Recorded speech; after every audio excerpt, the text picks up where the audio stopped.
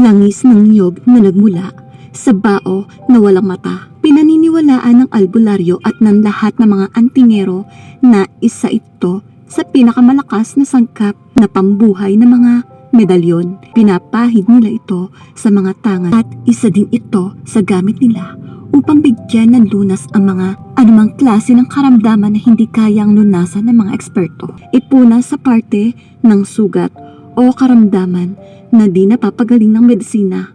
Dahil di ito basta-bastang simpleng sakit lang, dahil gawa ito sa palipad hangin ng mga taong may malakas na kapangyarihan dulot ng bagsik ng kulam. Dahil sa galit o inggit ng kanilang kaaway, isa din ito sa mabisang sangkap upang di malapitan ng aswang, lalo na sa mga buntis at may malulubhang sakit dahil sila yung binabalik-balikan ng aswang.